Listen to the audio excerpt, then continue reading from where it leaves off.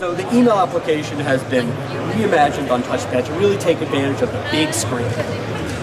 All right, so you see here an email that takes up the whole screen. I zoomed in so that I could just concentrate on this one email. I can forward, reply, do all the things that you normally do with emails, but that's not just what I want. WebOS lets me work the way I want to. So if I want to see not just one email, but my entire email inbox, all I do is drag this handle, and I can see my entire Exchange inbox. I can tap through it, I can pick other emails, whoops. I can pick other emails, or I can go all the way out here and see all of my inboxes. So let me do that for you again.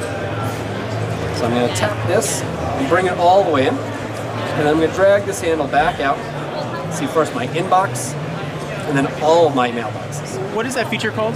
So this feature is called panels, and these things we're calling handles. So I can drag the handles in and out, or I can tap them to make them collapse. And I can leave the view however I want. I want 2, I want 3, it'll remain as I switch between different applications. And for me, that's really neat. So the other really cool thing about email is multi-select. So I get a lot of email, a couple hundred emails a day, and this is what helps me really deal with it quickly. Tap on this checkbox button, and now I can grab as many emails as I want, hit the delete button or the move button, and they're gone. A really simple way, instead of swiping through everything, I can just multi-select. Really great and powerful way to deal with your email. All right, so let's say I want to reply to Duke's email here. So I hit the reply button, and up comes the keyboard. The keyboard is great, really easy to type on, both in portrait and in landscape. And the other cool thing about the keyboard is it resizes. So if I hold down on the keyboard button here, I get options. I can make it large or small, depending on my typing preferences, how I want. So say I want to do extra small, that's great. I can still type on it. And you'll also notice that it's got all the number keys here. So I don't have to go hunting around in simple menus or anything like that. So I'm going to make it a little bit bigger. I prefer medium. But let me also show you real quick that the keyboard works just as well on portrait, and it resizes the same way too.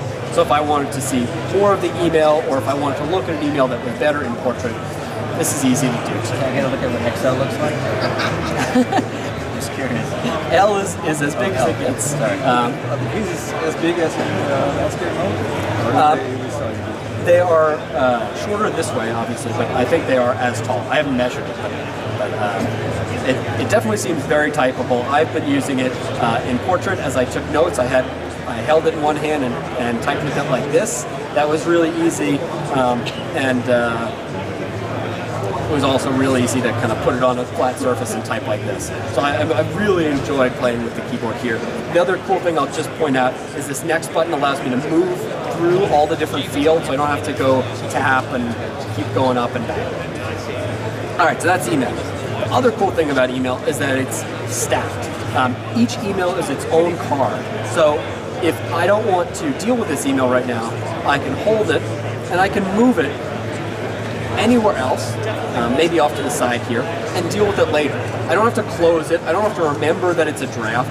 It's just there in my workspace. And I can come back. I can have as many open emails as I want, but I can also go through, so I've got that open email, I can go cross-reference it with another email or anything else. Very simple for me to do.